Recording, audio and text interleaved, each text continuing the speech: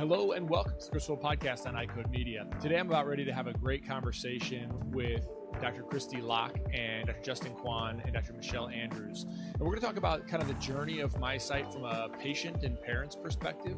Now that we've had MiSight available for a number of years, I'm super excited to get Dr. Locke's perspective, as well as Dr. Kwan's and Dr. Andrews as always. One other disclaimer is to know that the participants in this panel today have been compensated for their time, and I think it's a really valuable piece of time for us. And I want you to focus on primarily just making sure that you're kind of listening to their perspectives as clinicians, as opposed to just thinking about them as vendor partners. I think they're valuable in both ends, but thinking about them as clinicians is super helpful in my perspective. So as always, be sure to subscribe to the podcast, write a review, share it with your friends, and support those who support us. So today I want to talk about the MyDay multifocal for just a second. It has been a really great thing in our practice for our patients who are presbyopes of all areas, but you know, those tricky presbyopes are always the ones that are kind of emerging, where they don't want to give up any of their far away vision, but they're having some struggles up close. And so what the MyDay multifocal has been able to do for us is to allow those patients to transition into a multifocal more easily. And then as we have those patients progress into other levels where they need more ad powers, it's been a nice smooth transition. So the ultimate hurdle that we've seen in our practice before the MyDay multifocal was that we'd have patients who would resist any transition to a multifocal lens because of that distance blur. We just haven't seen that. So if you haven't started using MyDay multifocal in your practice, I would encourage you to start, check it out, reach out to your Cooper reps for those trial lenses, and commit to MyDay multifocal for your patients. I think they're going to like it. If you haven't checked out MacuHealth yet for your patients in Category 1 through Category 4, I think there's a lot of evidence that you should be considering. The first is, if we just look at AREDS 2 and what they talk about, MacuHealth is, so for patients in Category 3 and Category 4 AMD, MacuHealth is a great option for them that follows that entire protocol, and it also adds mesozeaxanthine to the mix, which, if you look at some of the evidence, I believe shows me that it's going to thicken the macular pigment better than without mesozeaxanthine. It also uses the correct AREDS 2 dose of zinc at 25 milligrams, and so you don't have to worry so much about the potential side effects of zinc. The other thing to think about, and it's beyond the scope of this, although you've probably heard me talk on other podcasts, is that in patients in Category 1 and 2, there may be some additional benefit to supplementing them with something that may be a little bit less than the AREDS 2, so you don't have to add as much to it. And that's where I use the MacuHealth LMZ3. And so I think if you haven't done this yet, I'd consider MacuHealth in your practice and for your patients. And it's been great for my patients, and we really feel like we have the ability to help those patients in all categories of macular degeneration. So Dr. Locke, tell me, what in general, I'm going to kind of open this up big picture, and I want you to kind of give me your perspective of how you've utilized MiSight in your practice over the last few years since the FDA approval. And has that process changed for you, and the approach changed for you from when you first started? Yeah, so MiSight really helped me build the myopia management practice that I currently have. Right when MiSight was launched, I was just coming out of my residency, which I did at Cincinnati Children's Hospital. And I was lucky because I had a really great introduction to it even as part of my residency. Coming to Thomas Eye Group, which is where I work now, it is a ODMD private practice. And really what I was hired on was a platform of starting a myopia management clinic. So even when I was interviewing for that position, I was able to say, look, there's this FDA-approved new technology lens that I think I could hit the ground running with if you would give me the opportunity to build in this way. And lucky for me that they did. And so far it's been wildly successful for me. With my current location, I am kind of the main person that's doing myopia management in our practice, and there's about 15 locations that are feeding into me. So it's been really great for me to pull from the other Thomas Eye Group locations, and I've started to build a name for myself even in the Atlanta area. In terms of how I use it now versus when I started. I think just having my own experience with the lens and the product and patients that I have fit has really exploded my confidence. I get a lot of referrals from patients that I've already been treating, and it's just something that has continued to build upon itself throughout the 2.5 years that I've been using it. Well, from your perspective, when you think about kind of the patient response and your approach to presenting different types of options, what's kind of the learnings from your perspective of kind of what's really important for parents, what they want to know about myopia management and MiSight specifically? Yeah, I think it really comes down to having confidence in the data. This is not something that's cheap. Parents really want to know that what they're doing is in the best interest for their child, that it's going to be effective. The next thing that parents really care about is safety. Having a daily disposable product really puts them at ease, and it makes it easier for my kids as well. Oftentimes I'll tell patients, if they feel like anything gets into their eye throughout the day, something goes wrong, they just take that lens and throw it away. They can always put another one in, have a couple extra in their backpack. And I always give my patients extra trials when they come in for their checkups if they feel like they've had to waste any. And I tell that to my patients, my parents up front, so they know that this is, a conversation about safety and efficacy, and it takes away some of the pressure that this is just a product.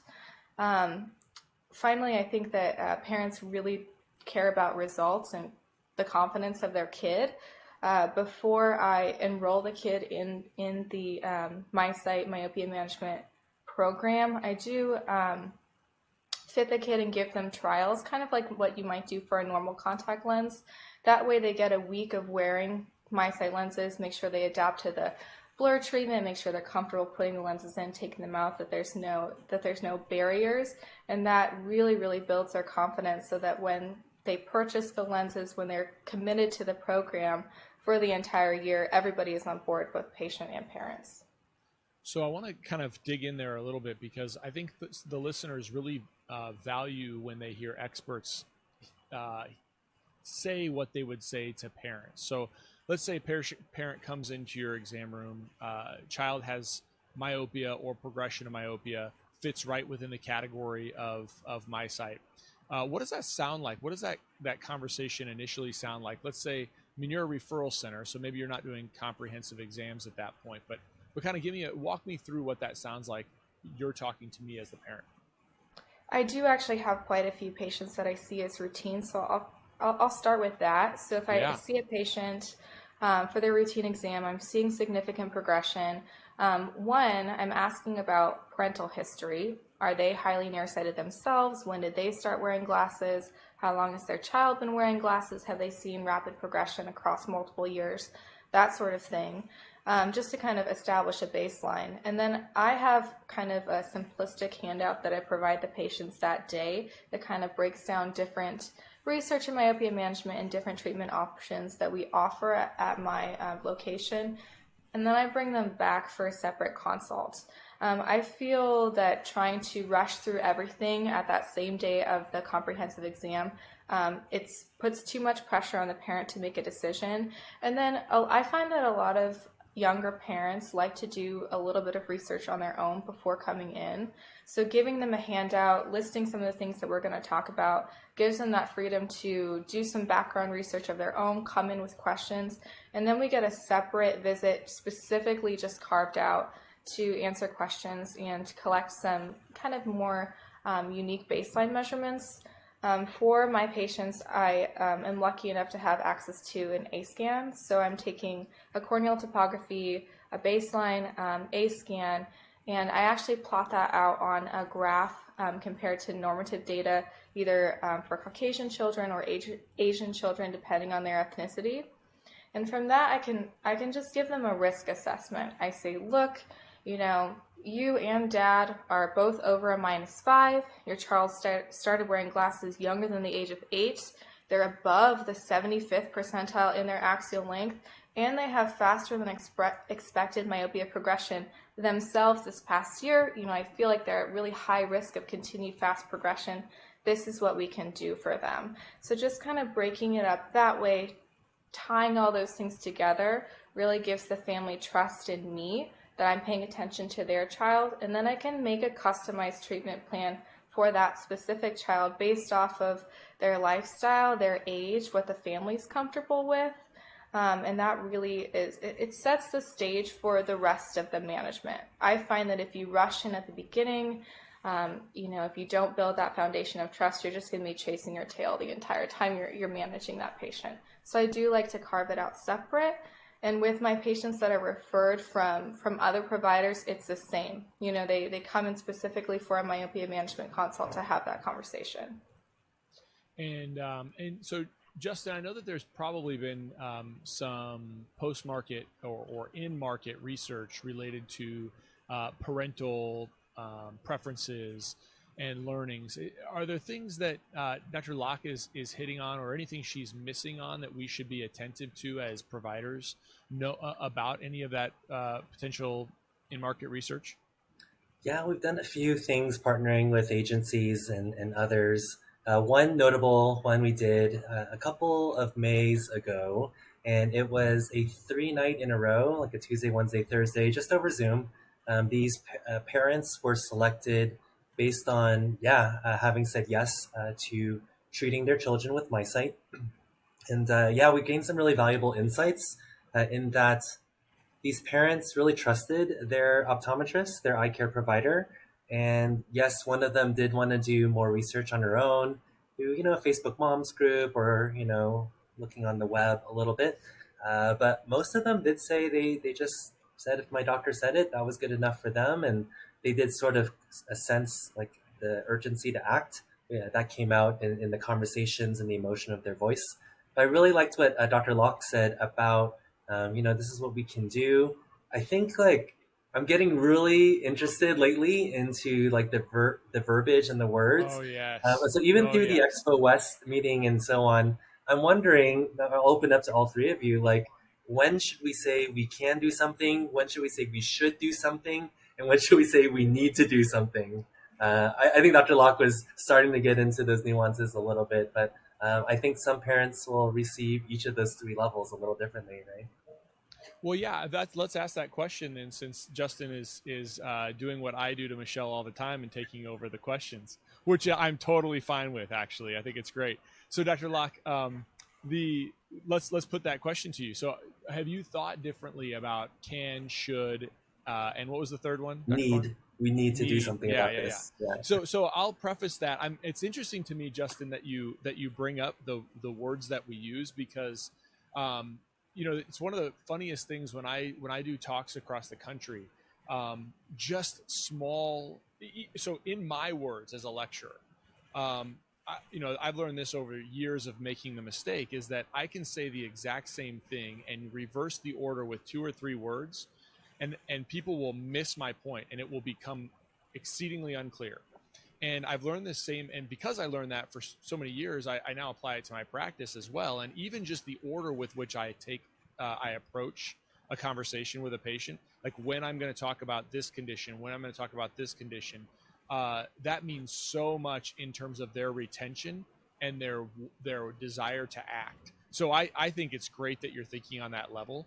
I think very few clinicians actually do. So, Dr. Locke, give us your perspective then about those words, and then any order when you're talking. Let's talk about the comprehensive exam. Any order about how you're going to talk about what, when, etc. Yeah, I actually really like those terms. I think it kind of fits into kind of what I do with my I call it a risk assessment. I say you're at low risk of fast progression, moderate or high risk of fast progression. I do definitely think that you have to be leery of shoving things down people's throats. I feel like you walk a fine line, as what we do in optometry, between seeming like a salesperson and seeming like a medical provider. And I try to walk that line very carefully, especially being in the type of location that I work at ODMD practice. Like, I want to make sure what we're doing has value and that it's at the right time for that particular child. As part of the consult, I think being able to sift through all the data gives me a really unique perspective. And I've had some kids where I say, look, I think that you are at low risk of fast progression. Your myopia is really all corneal right now. Your axial length is well below the 50th percentile. You haven't had rapid progression this year, but both mom and dad are over -6 and they're so concerned. Well, that's low risk of fast progression. That's maybe, what did you say, Justin? We could do something. Yeah, we can. Yeah. we can do something. And a lot of families really want that. They do just want that prophylactic coverage. I think we should do something. Okay. Oh my goodness. I'm already forgetting what you said. So need is the last one. Need. Okay. So should is actually really important for me with what I do as well, because I have a lot of kids that have really, really high astigmatism, or we're also managing their amblyopia therapy as well. They're patching, they're well outside the range of Ortho-K or MiSight. And that's really important for me for disentangling what is going to be best for you. Or I have a lot of patients that have strabismus as well. Atropine often worsens different types of strabismus. So that's something that we have to take into account. And just figuring out what will work best as a whole picture for that kid is important. And then the needs to do something, I had one of those today, and I feel like I did kind of lay that hammer down. I saw the child the previous year, they progressed 1 diopter, we talked about it. This year they come back, she's 8, she progressed 2 diopters in both eyes. And a lot of times these kids, they'll ask them, are you struggling in school? Oh no, everything's fine and rosy. And they're 100 coming in their classes. So I think also demonstrating to parents in whatever way you can how that child is actually seeing, either with plus lenses or just demonstrating on the chart. This is how they're coming in. Click, click, click, click, click, click. This is the level that's passing school requirements, and you see that realization on their face. So that's really interesting, I think, to put it almost like in a stoplight level of what is your level that we need to do something. And I think that parents really feed off of kind of what, Justin, you were saying, us as a provider. If we are showing, if we're putting that energy towards, okay, now is the time, I do think that that's significant, and that a lot of parents will act on that.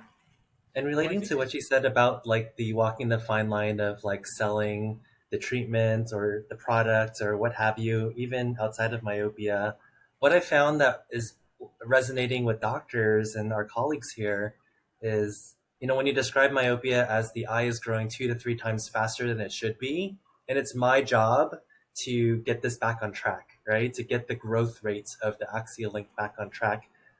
I think that has a little bit of distance separation from the dollar signs, right? This is my job. As Dr. Fregoso said at Expo West, it's our professional responsibility.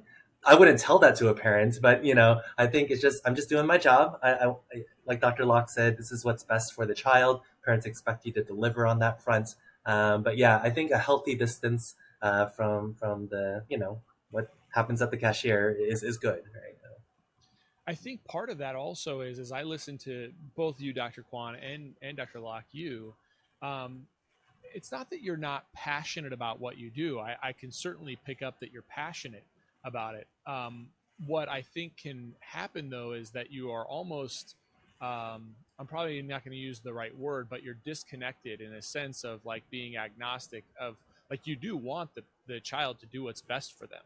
But also I get the sense that it's not like going to ruin your day if that kid that advanced 2 diopters and was in the 75th percentile for axial length measurements, and they didn't do it last year, if they don't do it again this year, I don't get the sense that you're going to go home and beat yourself up about it. Maybe you'll be like, golly, I wish I could have done more or said more, but you won't feel like you're defeated. And I think that can take the passion, in a sense of like, it can take the salesy passion away from it when you sort of are a little bit more agnostic. Do you think that I'm right about that, or am I just misreading it? Go ahead, Dr. Locke. I think the right word to use is clinical or scientific, right? Like we're talking to them in a way where we're analyzing data just like you would do with anything else, just like you would do, their primary care doctor would do. They say, hey, this is your blood work. This is what I think is best for you. They have to take that next step. They have to, even if you're referring to a specialist, even our own patients, they have to take that next step and actually go. And you can talk to them till you're blue in the face, but if they aren't willing to, if you can't get them there, and that's where I think, for me, especially being young, like I have tried really hard not to come off as pushy, and I feel like that is my winning. That's the thing that wins most people over is allowing them to make that decision, explaining why it's important, but taking a step back and allowing them to get there on their own. Well, I think to that point, I think you articulated it much better than I did, but it comes across much more genuine, even when, because you do care, and it's not, as Dr. Kwan alluded to, it's taking it away from the cash register, right? So you don't have to worry about that as much. But I will tell you, I think there's a lot of concern among the profession.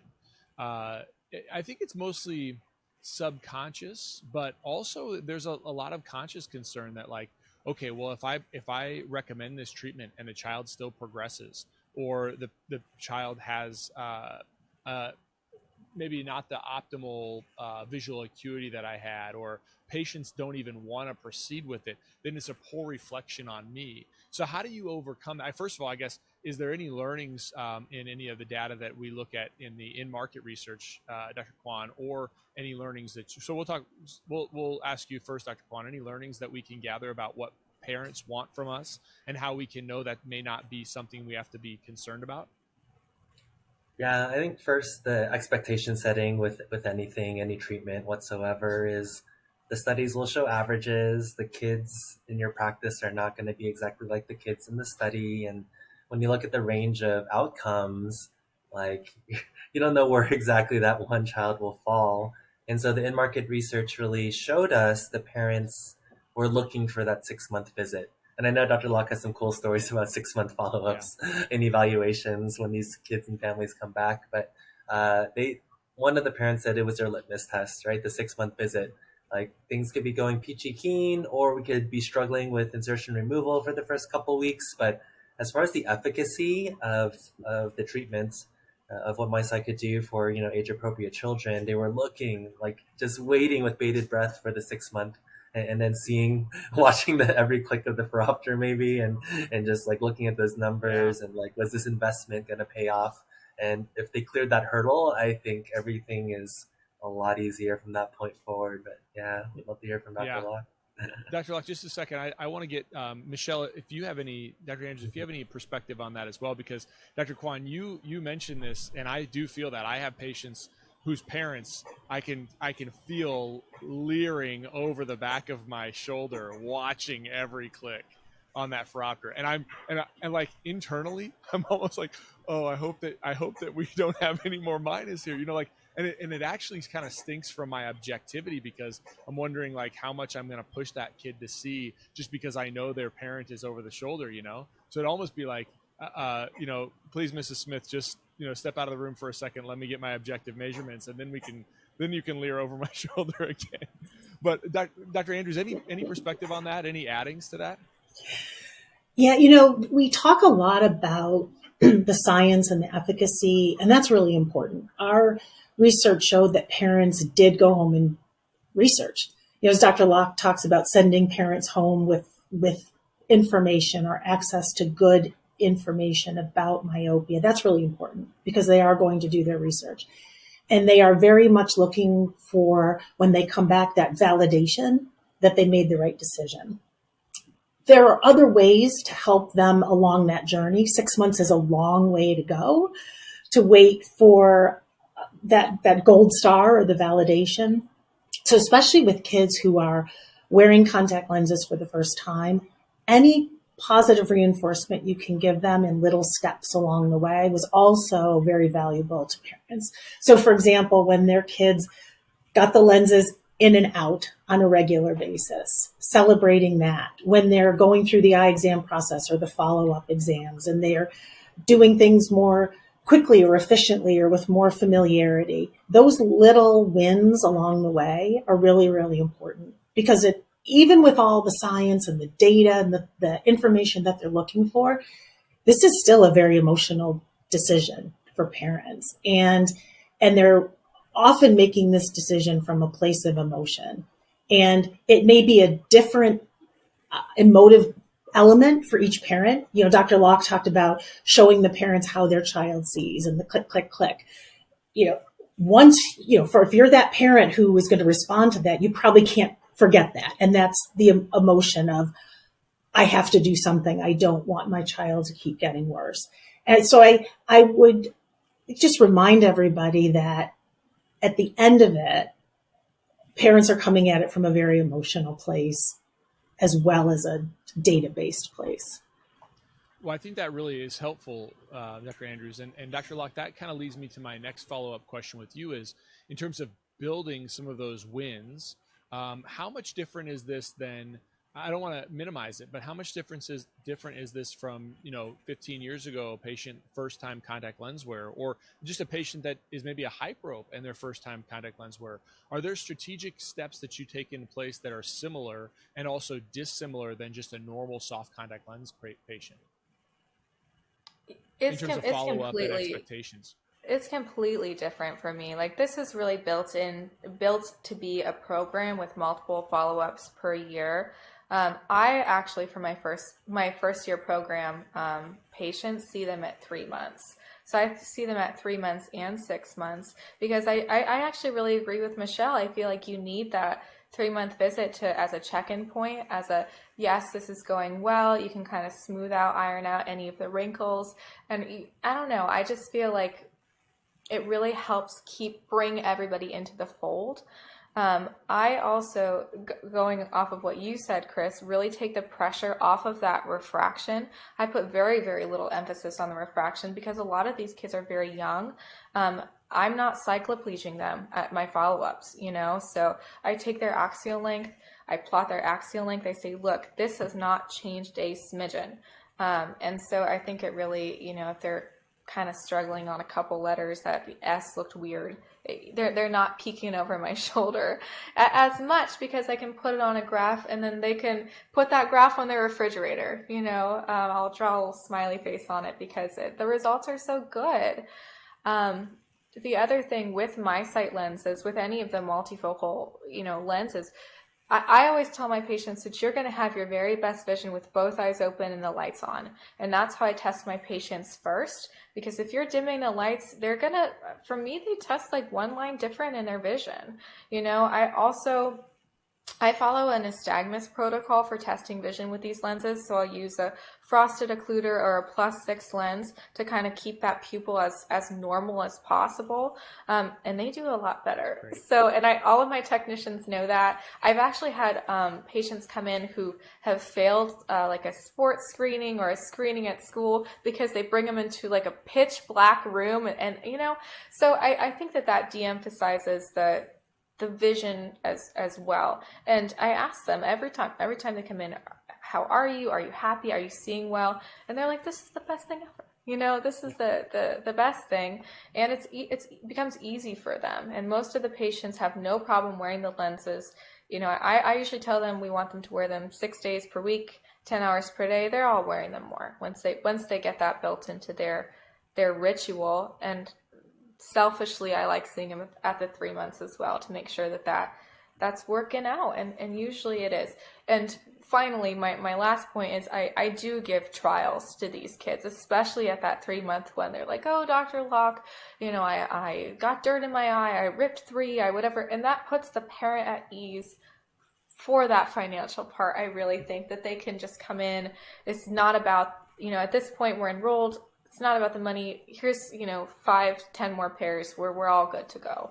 So I think that is helpful too, just to keep that part of the relationship going. Yeah, I love it. Yeah, I think the point about following these kids earlier, I totally agree. It's what we do in our practices to take a little bit of a, and actually we'll do it with multiple different treatment modalities, but we do shorten that initial follow-up where we're not going a full 6 months. And I think that's helpful on all the ranges. I mean, a lot of them, just like you said, the parents are just wanting like, oh yes, we're doing good. We haven't changed. Do you think that, so Dr. Locke, when you make a recommendation, is it a relatively firm recommendation for the type of intervention that you're going to recommend for that patient? Or do you sort of give them a list of things and say, well, maybe this one's a little bit better than this one? I mean, what's your approach there, and give us that perspective? I definitely have firm cutoffs with some things. Like I won't fit children with higher astigmatism in ortho-K. Like I know some people will push the FDA approval realm. I don't. So that's a very firm cutoff, as if I feel like that will work or not. Again, if the child is under 10 and they have 2.5 diopters of astigmatism, I'm not going to try to mask that with anything, or 2. Let's even call it 2. Like I'm wanting to make sure that they get really crisp vision with glasses and maybe atropine, so that I'm not affecting any visual development. So from that standpoint, sometimes I have firm cutoffs, but other than that, I let especially young patients, let's say an 8-year-old -2 sphere who's kind of considering contacts, but parents, they're like, oh my goodness, contacts for an 8-year-old? What? Yeah. But they're, how old is how young can you fit kids in contacts? I always get that question, like, yeah, a lot younger than your kid. yeah, I yeah. must not have communicated that that With my friends. background from Cincinnati Children's, I was doing aphakic babies, and I'll even tell them that. I'm like, anybody can wear contact lenses. So if they're on the fence about it, the way that I have my program set up, because they're not purchasing a supply of lenses until my fit and kind of trial period, they enroll in the program, they commit to doing a treatment, I fit them in the lens, we go through insertion removal training, I'll just spend some trials, and then I let them go for 1 to 2 weeks with those trials, and they come back. At that follow-up visit, they say, Dr. Locke, I love contact lenses, everything's going great. Sometimes parents are still helping, but everybody's super comfortable. And they purchase the lenses. Sometimes they come to that visit, they say, Dr. Locke, I love this, but I need a little bit more help. We do another training, insertion removal training, and then I let the parent call me over the phone in another week and tell me what they want to do. Or they say, Dr. Locke, it's not the time for contacts yet, let's just do eye drops. And I say, great, we can, try this again next year. We could try it even again in 6 months if you wanted, but I give the patient that out and the parents that out so that we're all on the same page, and they're not purchasing more than they need. Everybody's really happy with whatever treatment plan we finalize. And so I would say I have the most flexibility between atropine and contact lens programs. And I do switch some kids, 6 months is a long time for a kid, it's like, 10 to 10 and a half. Oh, huge difference. So I give that flexibility for my patients and for the families with treatment regimen in that regard, because nothing is going to work if the patient is not able to use it like we're prescribing. One of the things I wanted to ask you all about was just that was what learning. So Justin and Michelle, what learnings did we have based on some of the in-market survey data and research data that we have from the eye care professional? What did they glean from this information relative to what their approaches were and their confidence with their approaches? Michelle, you want to take that one?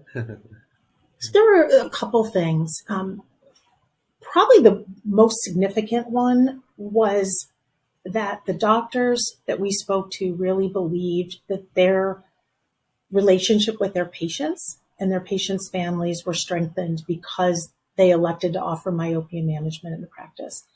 And when we think about a lot of the challenges that we hear in the marketplace now, particularly in the contact lens space, we hear people talking about commoditization of contact lenses, about different things that make it more challenging to acquire and retain patients. This is an area of care that actually brings the patient, their family, and the practitioner closer together. So that's something that came through very strongly.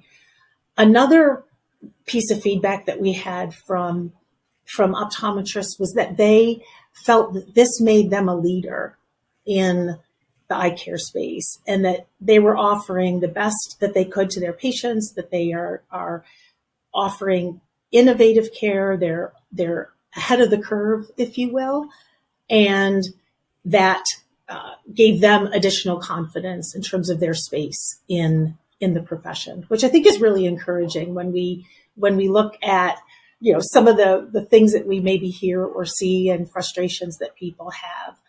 To say that this makes doctors feel really good about what they do and that they're leading the profession, that their patients feel more connected to them, are really strong pieces of feedback for sure. I mean, just my general observation, I want to hear some of your things as well, Dr. Locke, but my general observation, and Dr. Kwan, you can probably clarify this even more if you have a different perspective. But when I watch, so I'm really excited. I'm going to AAOMC for the first time at the end of this month. And but I've interacted with a number of those doctors over the years that are kind of always going there. And I don't know about you, but my sense is that myopia managers, I know that's a specifically an orthokeratology meeting, but myopia managers, like, don't it's all blue sky for them. They're just love the profession. They love what they do. They're super passionate and excited, and like nothing gets in their way. Am I misreading that, or is that accurate in your perspective, Dr. Kwan? No, I'd say that's spot on. It's true. They just love showing up to work. It's the best part of their day when they have a child in myopia management in their chair. Michelle said they're just catching up on life, you know, and soccer field, like soccer camp, and kids at school, all their activities. I think what I try to frame for our colleagues is, we know this to be true. There's plenty of kids with myopia that need help, right? And yes, there can sometimes be some disgruntlement of, like, you know, who's doing myopia? Are they doing it as well as they should be or can be? I mean, we all should be trying to help each other do better, right? With more valid science, with better treatments, with better efficacy and success ultimately. So I try to reframe that I did an Arvo poster recently where we kind of made an estimate, right? If all 70,000 ODs and OMDs did myopia management, which we know not all 70,000 ever will here in the US, we'd each have 278 kids. So until Chris Wolf meets your 278 number, yeah. Dr. Locke, you know, we all have a bit more work to do, and then some. Obviously, a glaucoma specialist is not going to do 278 kids themselves, and so I think, yeah, Kristen, all the work you're doing with the NOA and things like that, and however, you know, history there is, I think the ophthalmology and optometry professions need to work even harder together for this cause here. And standard of care also is a little tricky. It means something a little different to everybody. You could read the definition and so on, but we always like point back to probably 9-10 years ago. I always say, look at the Flitcroft paper from 2012, you know, really crafting myopia as a disease. A lot of good, oh my gosh, the reference list is so extensive on that paper. And then recently, you know, The Atlantic had put something out where Maria Liu started her myopia clinic without pay. I didn't realize that part. On a Sunday at Berkeley, a Sunday clinic without pay. That was 2013. So we're really looking back at the people that paved the way, right, 10 years ago. So we always say the standard of care is not coming. It already happened last year with the World Council of Optometry. But that really gets excited, I think. And the AOMC group, I think, is now like, yeah, just trying to rally even harder, which I appreciate about them. Yeah. I mean, I think, yeah. I heard Dr. Liu speak, I can't remember how many years ago, and just her articulation of the physiologic changes that occur within myopia that become this sort of death spiral, if you will, right? Mm-hmm. Just perpetual, like, was really mind-blowing to me. I mean, I thought, well, we can do this, and maybe we can slow this down. This was, you know, 2014 maybe, when we really started doing, okay, we're having treatment options, but then we can also, there's some evidence that I was pretty clear about, like, okay, we can slow this down in our practice. But hers was like, like, oh yes, there's likely physiologic changes that aren't just theoretical in terms of risk for secondary diseases. There's all these structural changes that are Oh my occurring gosh, yeah. that is just like blew my mind. That was just like, where was this? How come I didn't know this? You know? A good example of that, Chris, is like she shares a study where the scleral fibers are uniquely Yes. different in patients Yes. with myopia. And to that end, we just got back from the International Myopia Conference. There was a paper through Dr. Fu out of Singapore. She said with like AI and their kind of machine learning abilities, they could take a fundus photo of, say, I don't know, an 8-year-old and predict just with those subtle changes in like the macular optic nerve area, if this child, 5 years, would they develop high myopia? And that was like amazing stuff, right? And Really? that's Do you kind know of what the their energy. sensitivity was? No, I don't have the Rocker analysis or the Yeah. specificity, sensitivity, but if we can get there, my gosh, that's gonna be amazing. Yeah. Oh yeah. Yeah. I mean, so that brings up a whole other thing, and I'll ask the clinician of the group, Yeah. only because I want to get your perspective, Dr. Locke. What about the when you note retinal findings? You know, when I was in school, when I was in training, you would just be like, "Oh, that's a myopic crescent." What's your perspective about how you're documenting other retinal changes associated with myopia? Mm. That's a really good question. A thing to know is I'm only seeing pediatric patients right now. So things that I look out for is just like subtle retinal thinning. Like I'll call it a myopic fundus. You know, you look at a retina and you can automatically tell that that's thin. And so let's say that, they're 12, they're a -2, but you are already seeing that myopic fundus. Well, that probably means that their cornea is flat and they have a really long axial length. So that kid is probably in the 95th, 99th percentile for their length, even though, -2, maybe not a big deal. Oh, that's a reason to get a scan, to do something. Other things that I look for, I catch retinal findings in kids all the time. I've had 2 kids with percolated retinal holes this year. Both were myopic, but you got to look for those things. And I feel like sometimes that's easily missed, especially as we get more comfortable with doing these really nice optos images. I think it's really important to at least look and with your kids with myopia, especially if they're over -5, all the way out to the edges of their retina. Those are really like the main things that I'm looking for that way. And I think that topography is also very important. As part of my myopia management consult, I am getting a baseline topography.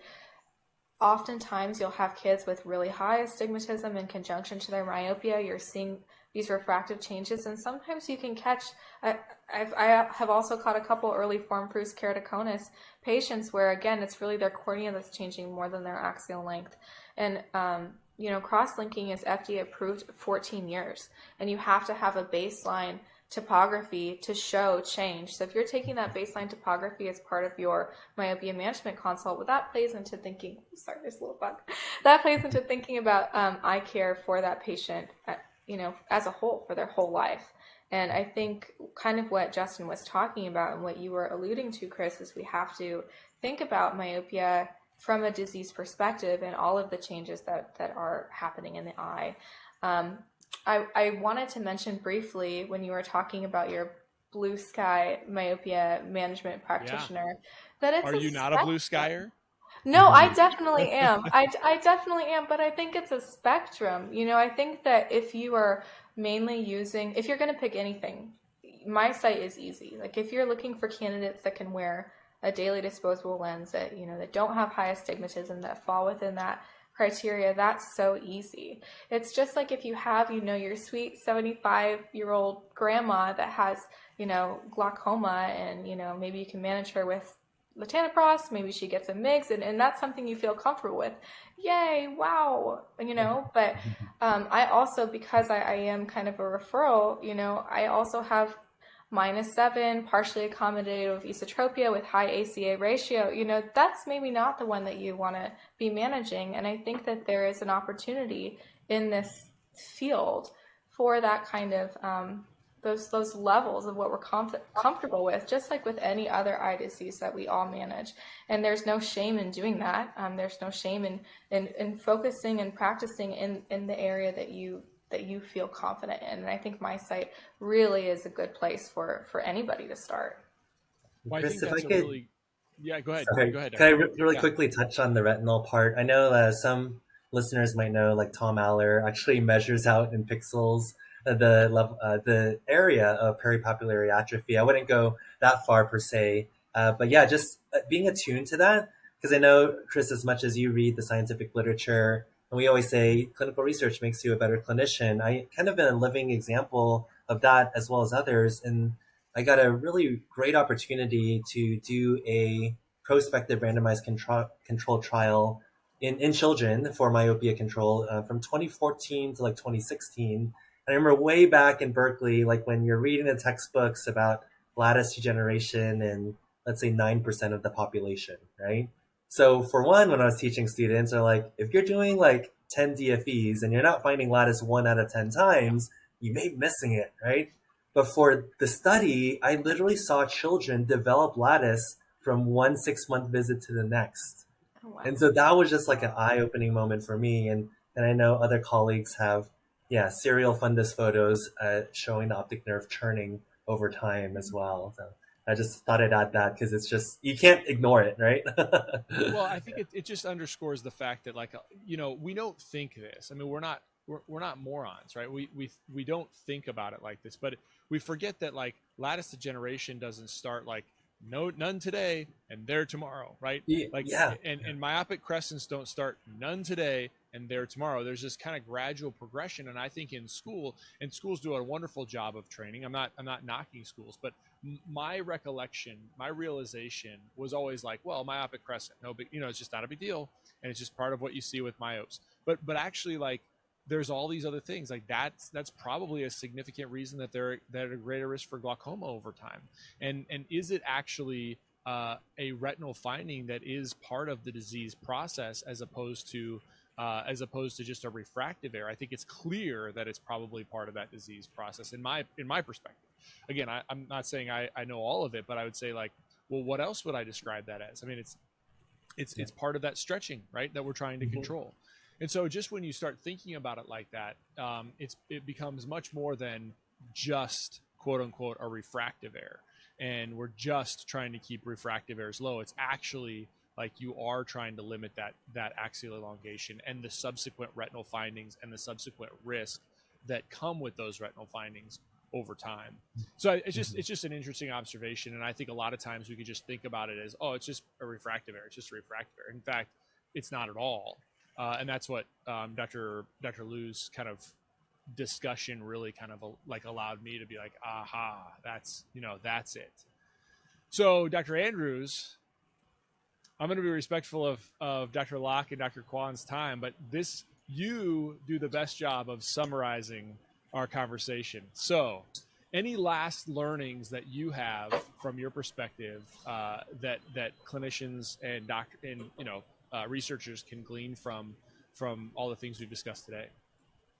Well, I really want to just recognize Dr. Locke's achievements here. She shared at the beginning that she started with MiSight right from the very beginning as she came out of residency. And I think sometimes practitioners who look at others who are actively involved in myopia management think, I can't do that. I don't have that long background that I need to do this. It's going to take a long time. And so I'm just so impressed, Christy, with what you've done in such a short period of time. So actually, I don't have anything to add. I just want to amplify some of the things that you've already said because they're, I think, really important take homes. The first is just this whole bit around confidence. And it's clear that you're confident in what you do.